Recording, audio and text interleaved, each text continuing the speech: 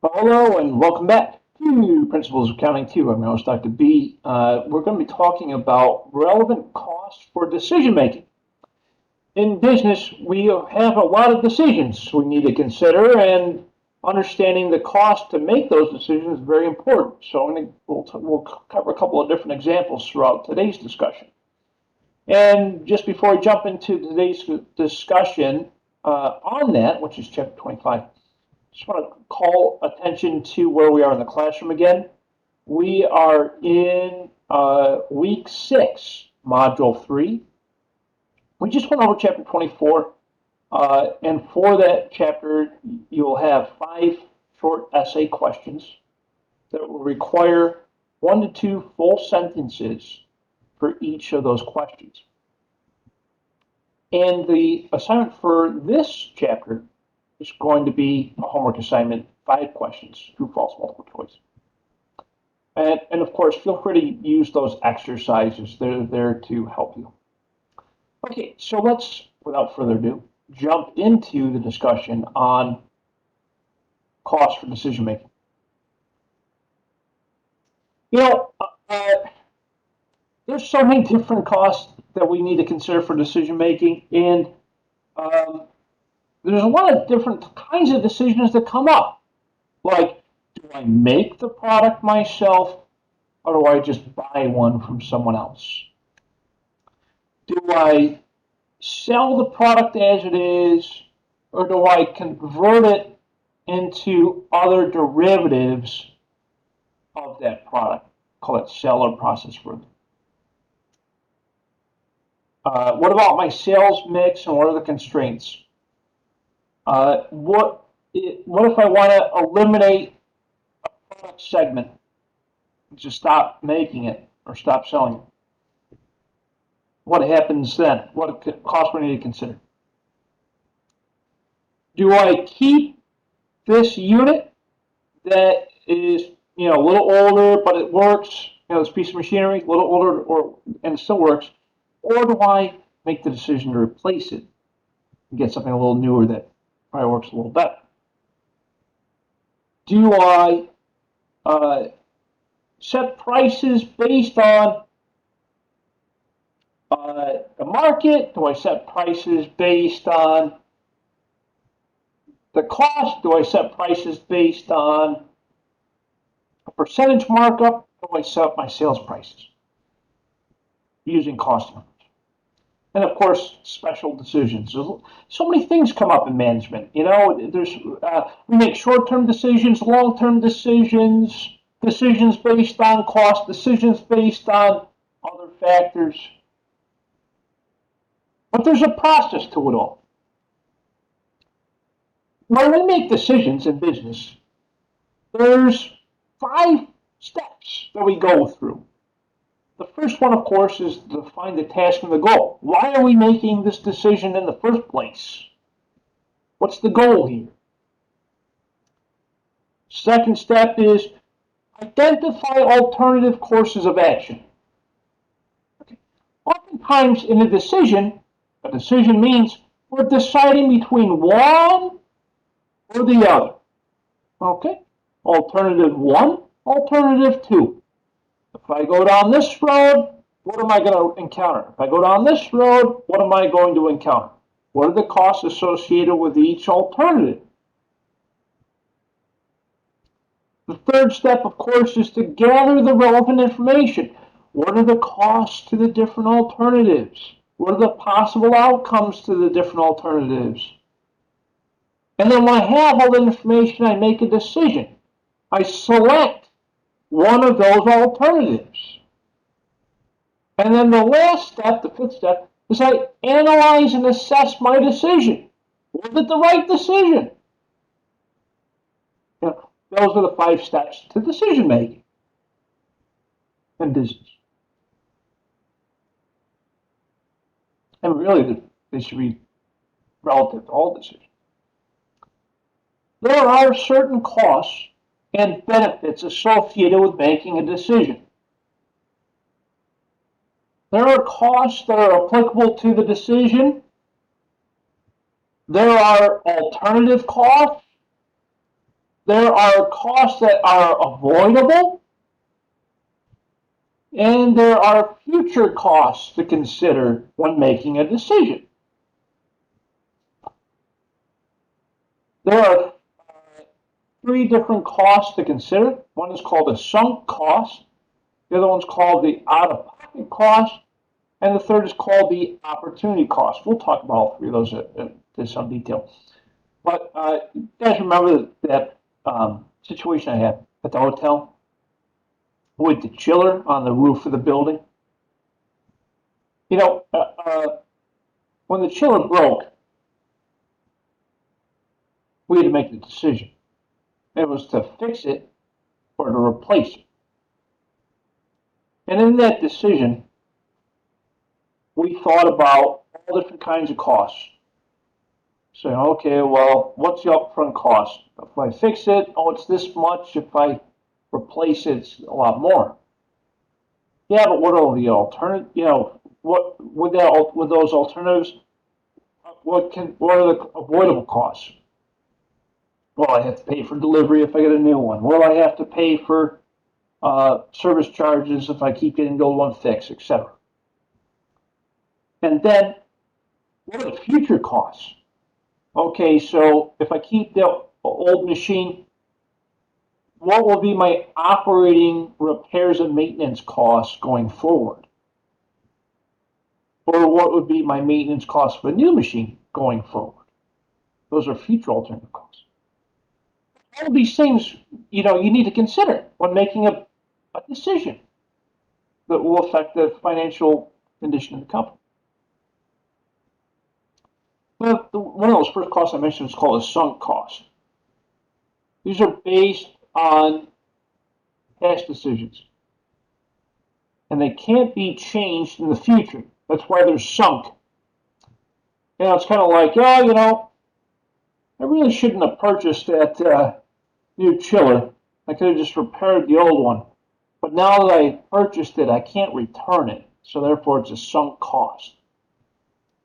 And that would be irrelevant to any future decisions that I make. When something happened in the past, you made a purchase, you made a decision in the past, those costs are sunk. What I mean is that they're no longer relevant. You already spent that money. That money ain't coming back. Those are sunk costs. That's what the word sunk means. It's gone. It sank to the bottom of the ocean. They're irrelevant. No longer important, and they're no longer a factor of your decision making. They're called sunk costs.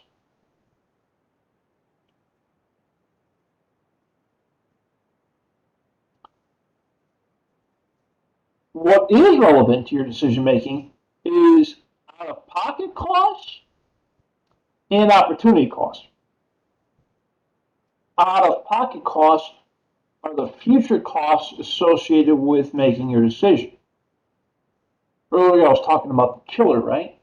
So my future costs would be the costs of repairs and maintenance. You got to pay every month to keep the thing up and running. Those are out-of-pocket costs.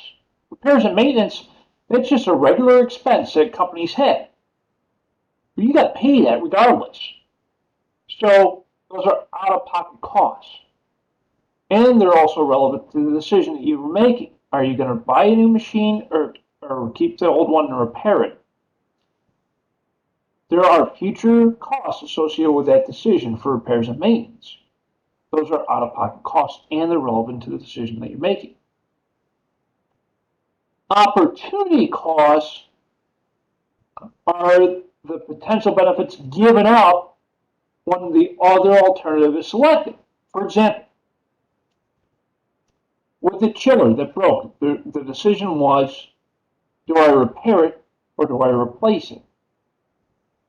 If I repair it, the opportunity cost is the benefit of not having to repair it again a few years later.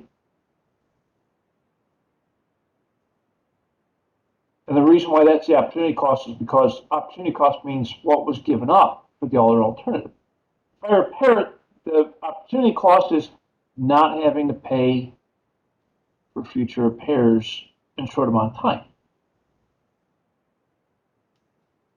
If I were to replace the chiller, the opportunity cost would be the cost of the chiller, right? Because the alternative would have been pay the repairs and maintenance.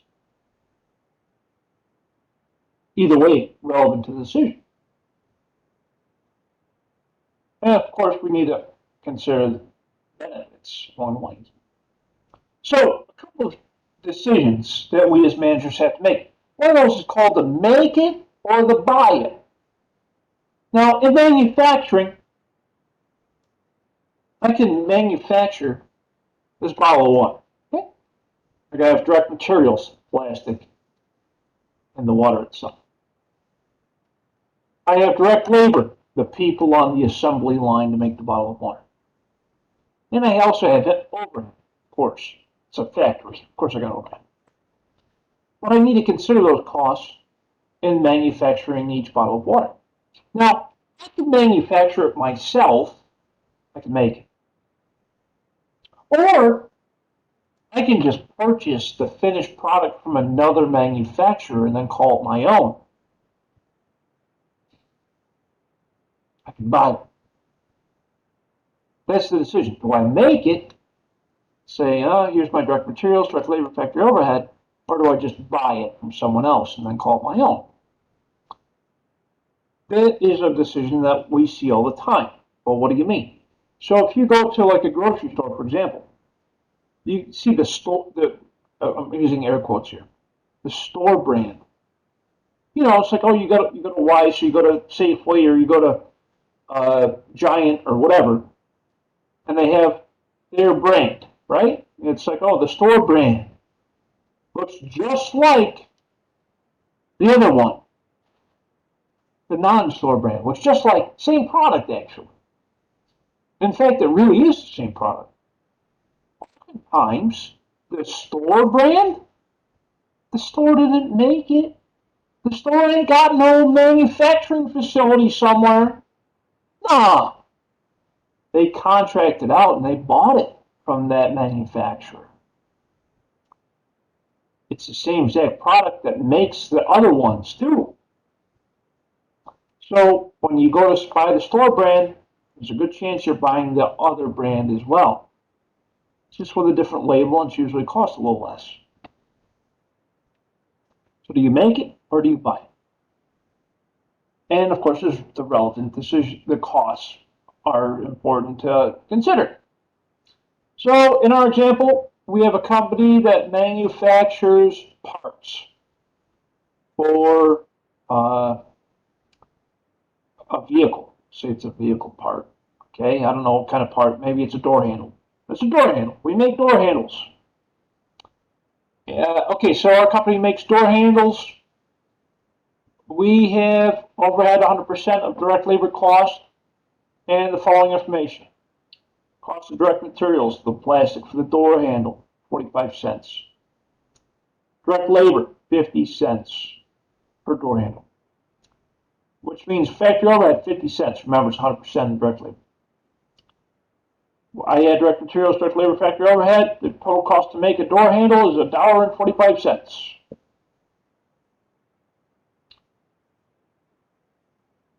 Now I can make it for $1.45. Or I can buy it. I could buy the door handle from someone else, sell it as my own, for $1.20. Now make it for $1.45 or buy it for $1.20. Interesting decision. Now, there are the following costs. If I buy this thing for $1.20, then I no longer have all of that additional overhead. If I buy it, I don't have all the additional overhead, which means my overhead costs come down if I were to make it versus buying. So I need to eliminate 25 cents of overhead in order to fairly weight this decision because the 25 cents represents overhead, which is the cost of making the component. But if I buy it, I wouldn't have to pay that additional 25 cents per unit. So because of that, I'll take the 25 cents out, which brings my overhead cost down to 20 cents. So here's how it works. And to find the difference in overhead cost, you take the purchase price, how much it would be, minus the overhead, 95 cents. I'm sorry, yeah. And so that gives us the incremental cost. And in this example, the incremental cost for making is $1.15, and the value part is $1.20. So therefore, it makes more sense for me to make it myself. So the make or buy decision typically based off of this. If it costs less to make it yourself, you make it yourself. Don't buy it.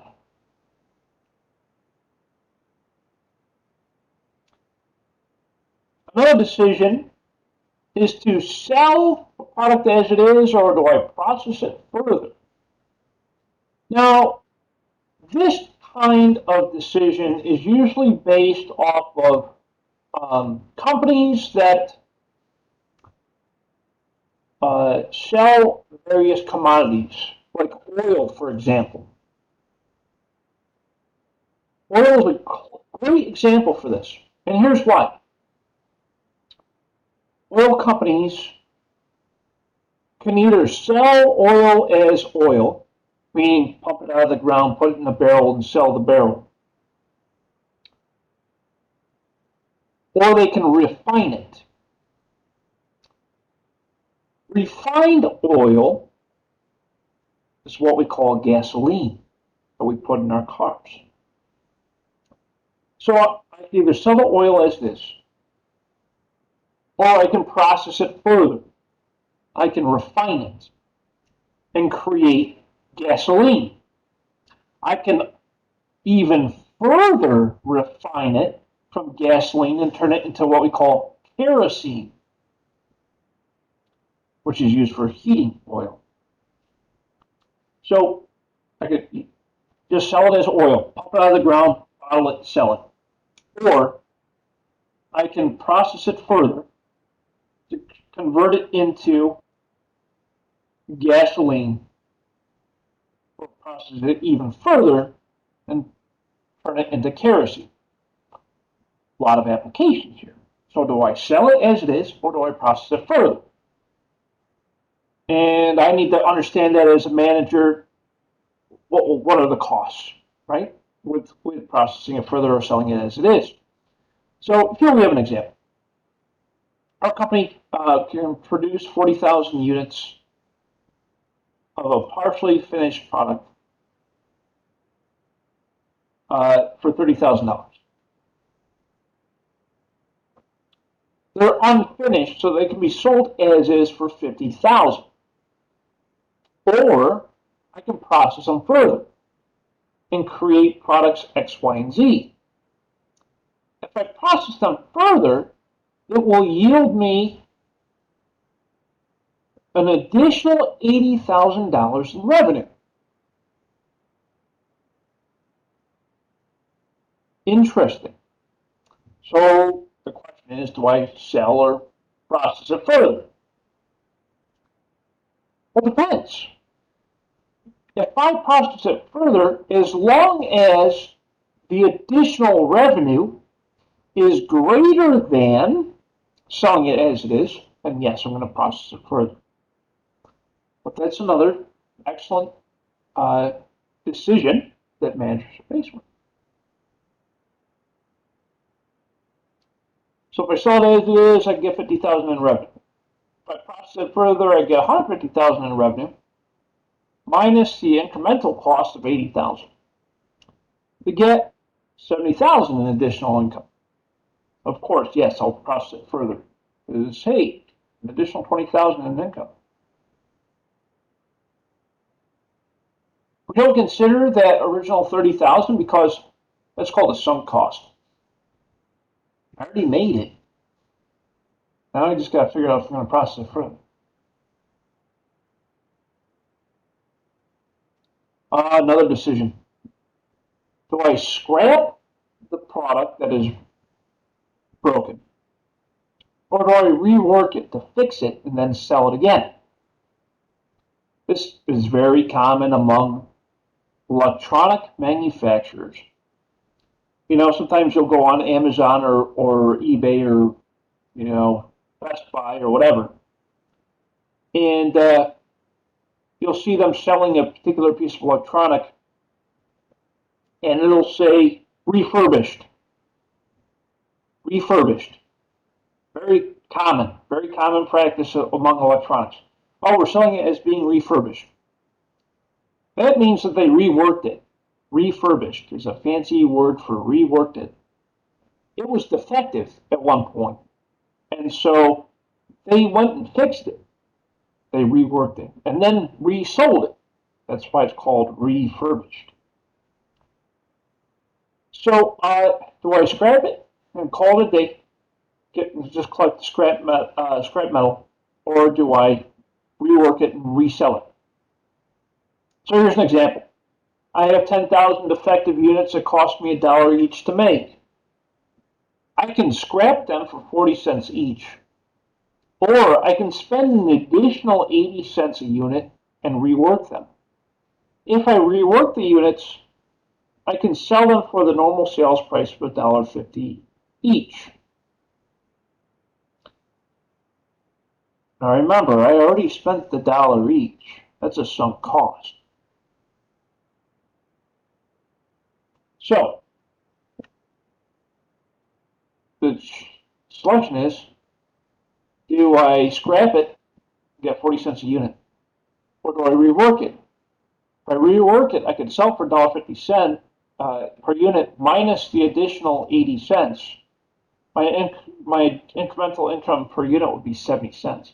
So the decision here is, yeah, I'm going to rework it because I can yield an additional 70 cents per unit. And remember, the reason why I don't consider the original $1 per unit is because that's what we call a sunk cost. I already spent that.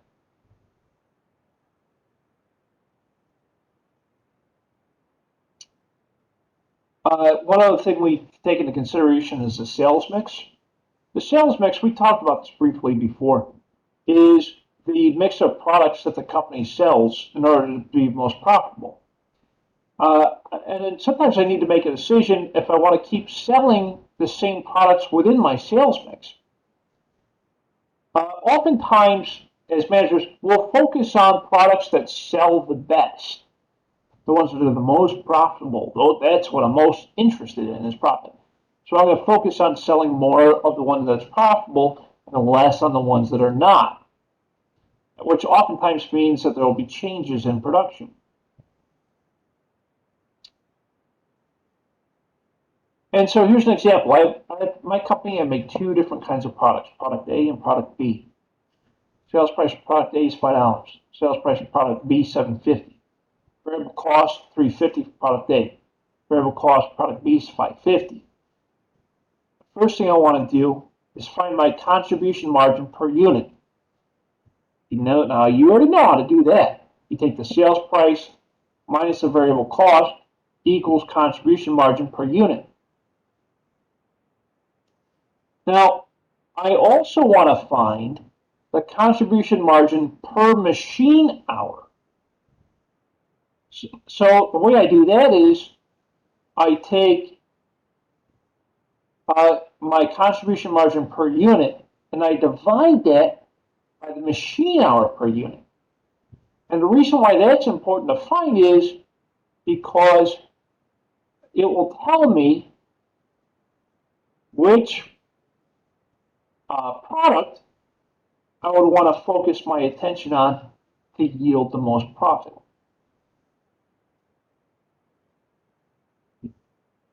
And in this case, it looks like contribution per machine hour will be greater with product A. And so because of that, because the machine contribution margin per machine hour is greater with product A, I would probably want to make more of product A and less of product B in order to yield a greater contribution margin for product A.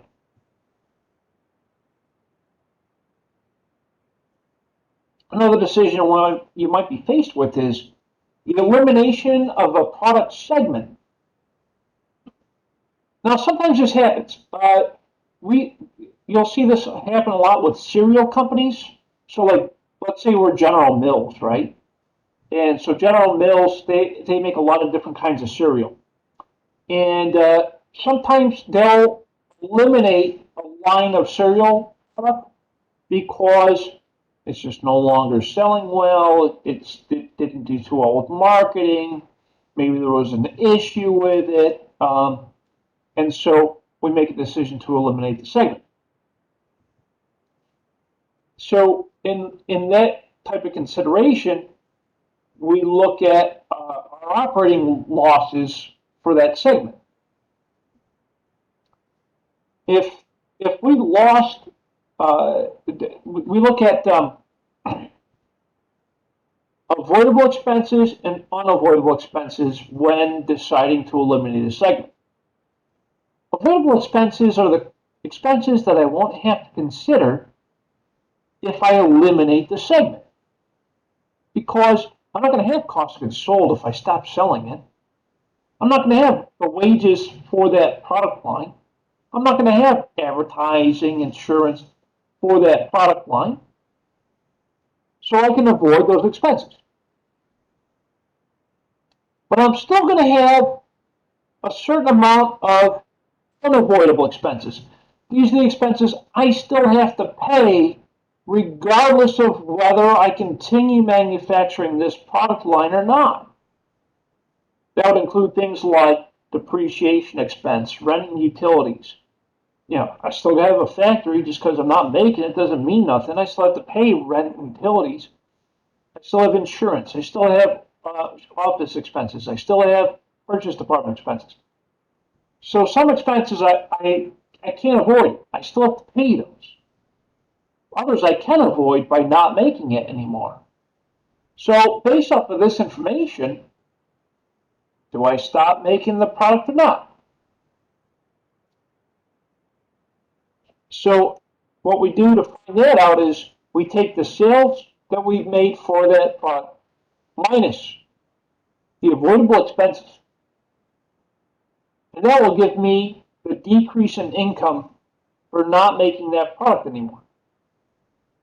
And in this example, I'm going to keep making it. Even though it doesn't do well in sales, I'm going to keep making it because in this example, my unavoidable expenses are simply too high. And the difference is pretty great in sales, so I'm going to keep making it.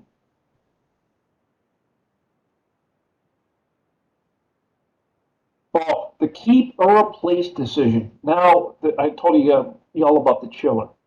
But this example also is very good. Do I buy the new machine or do I keep the current machine up and running? So there's a couple of things you need to consider. The cost of a new machine, any type of cash you'll get by trading the old machine in, the variable cost of manufacturing, and the increase or decrease in net income from all that.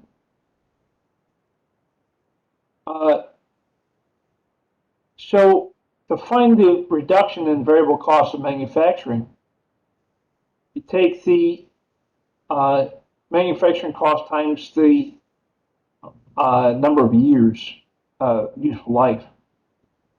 So that's one method of doing it anyway. But if the variable costs of manufacturing are greater than the cost of buying a new machine, you buy the new machine. In this example, we're going to keep the old machine because the change in net income would actually be a decrease. So we're going to keep the old machine up and running for a little bit longer. Which is what we should have done with the chiller, but how do we determine the sales price of a product?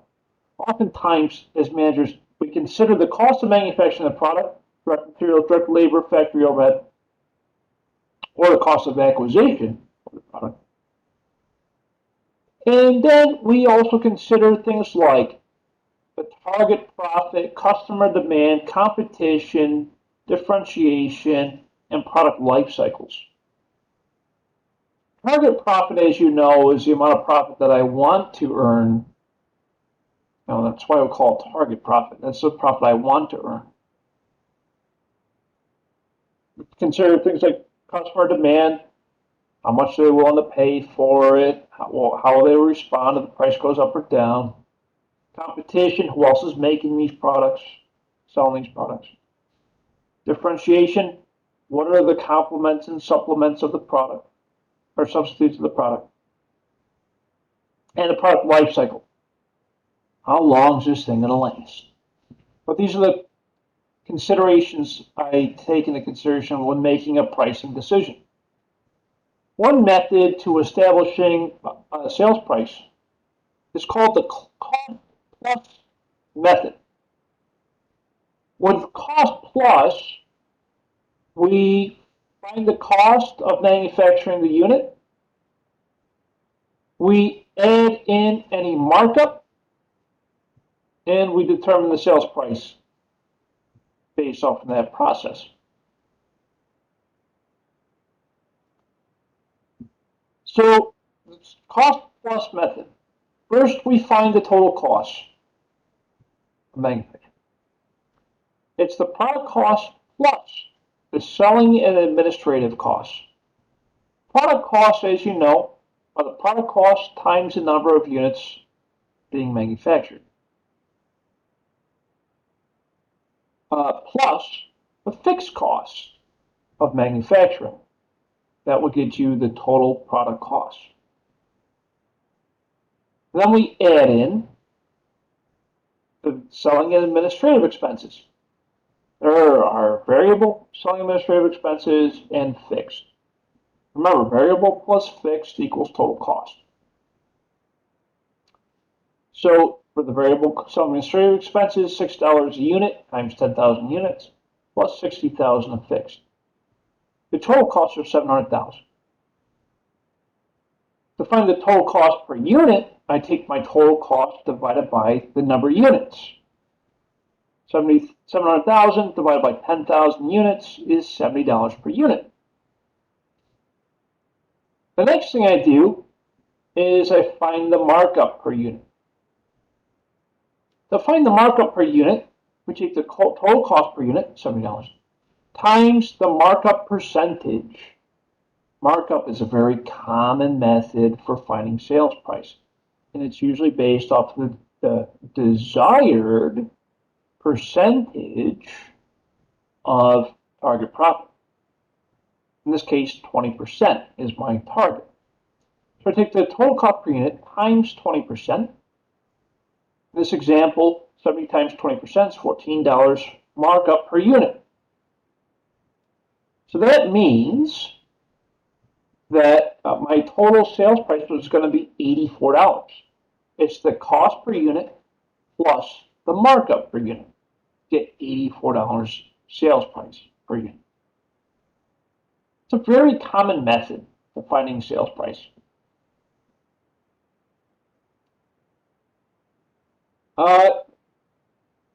And sometimes we can actually use, actually all the time, we can use the same method when there are changes in prices due to competition. This is just an example.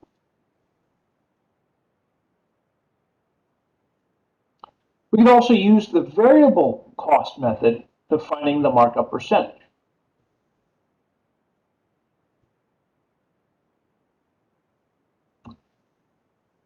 The markup percentage is found by taking the target profit divided, target profit plus fixed overhead costs plus fixed selling administrative expenses divided by the total variable costs. Target profit plus fixed overhead plus fixed selling administrative divided by total variable cost.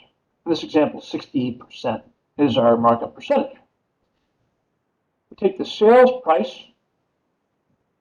times the markup percentage plus the sales price to get our sales price. I'm sorry, cost. Cost. I meant to say cost, not sales price. It's our cost times the markup percentage plus the product cost to get our sales price. In this example, $84.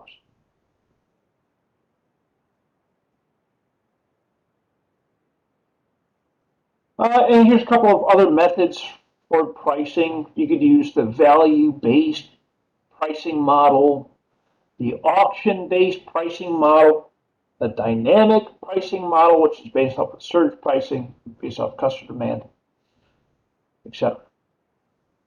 There's a couple of other models out there.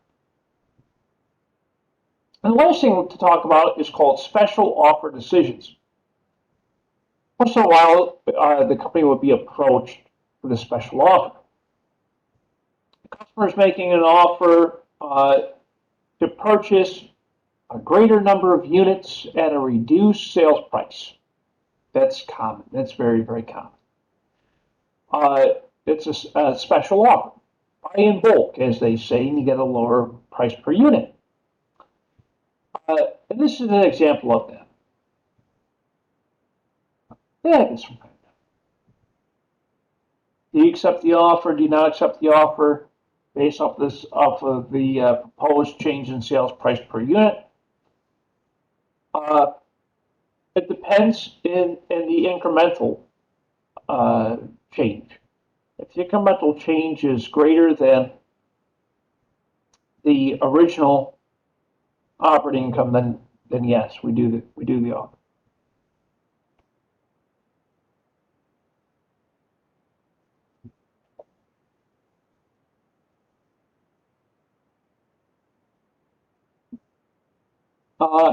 For service companies, we take into consideration time and materials used, and these also help with setting prices. So there's 3 steps to setting time and materials prices. The first is compute the dollar per hour. And then we find the materials markup. And then we find the number of hours worked and the total materials used for the service. Here's an example of that. And this example, well, this is a builder example, which is accurate.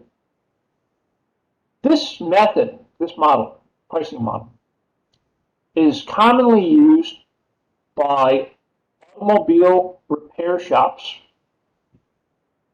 and also by places like home improvement companies. They do repairs and stuff, whatever, to the houses. So this is how it works. First, you find the labor rate. The labor rate. We take direct labor rate per hour plus non-materials overhead to get the total hourly conversion cost plus profit margin equals the rate per labor rate per hour. This looks familiar probably because this is how we find the hourly rate when they go to repair your car. You're like, man, how is this $150 an hour to repair a car, right? It's like, oh, how'd they come up with that rate? This is how they do it. This is the method to computing it. So next time you go to a repair shop and you see that $150 per hour labor rate, that's how they got there. Okay. So they're building profit into it, of course, yes. The second step is to find the materials cost. Because they're not just charging you the cost of materials at the repair shop. They're marking that up. So materials purchasing and handling, storage, percentage, plus profit margin equals the materials markup. 25%. That's about right for a repair shop. The third is to prepare the job estimate based off of the number of labor hours and the direct materials used. And the fourth is to add up the time and materials price. Labor plus direct materials cost plus the markup equals the time and materials price. But this is really how it works in real life, especially at auto repair shops. Next time you're wondering how they come up with those prices, now you know. Now you know what the dealer knows. So true. Now, my friends, it's the conclusion of our discussion today on cost for decision making. Any comments, questions, or concerns? Anything at all? Mike, you good? I know QuickBooks was a software that we use for the exercises and accounting one. So for the costing decisions and everything, is there a particular software or do you throw it in Excel? I know they're not just using pen and paper. Yeah, great question. So Excel is pretty commonly used for making those kinds of pricing decisions. Um, could use that. You could use QuickBooks. QuickBooks has a feature called uh, time tracking and materials tracking. That part of the software, I'm pretty sure you have to have like the forget what version of the software it is. I think it's in the advanced version of the software. That's one that you could use to track that type of stuff with. But yeah, I mean, Excel's probably the simplest way or the fastest way. Great question. But yeah, there's a lot of softwares out there to help for sure. Excellent question. Any other comments, questions, concerns? No good. Okay. Now, just to remind you, what's going on Sunday night. Sunday night, there are essay questions from Chapter 24, and Chapter 5 is the 5 questions homework assignment, true, false, multiple choice. The essay questions for Chapter 24, there's 5 questions. I'm expecting 1 to 2 full sentences, responses for each of these 5 questions. That should be it. Pretty straightforward. This one's worth a little bit more. It's different. We don't normally do essay questions. It's different, and so it's worth 2 points per question. So it's actually worth 10%. Yeah? So please make sure that you get both of those things in on time this Sunday night. Any other comments, questions, concerns? Okay. Remember, if you ever think of anything, you ever need help with anything, you let me know, okay? You can email me, call me, set up office hours. The link's right here. If you ever need tutoring, was tutoring available also? So office hours, tutoring, you can email me, call me, set up office hours. And if there's anything in between, just shoot me a quick email. I'm quick to respond. Okay. Well, thank you all so very much for your time today. I appreciate all of you. We're almost done with the course. Our last meeting is actually going to be next Monday. We're going to do chapter 26, and that's it. So next Monday it'll be a very short course. It'll probably be maybe about 45 minutes next Monday, and then that'll be it, right? and then you'll have your final exam. The final exam covers chapters 22, 23, 24, 25, and 26. It's 20 questions, true, false, multiple choice. And as a special bonus, there are no math questions on there. So, I know, sad, but don't worry. I'm sure we'll see each other again. Okay, my friends, as always, please stay safe, wash your hands, do the right things. I'll see you all again on Monday. Thank you all so much. Appreciate all of you. Bye-bye.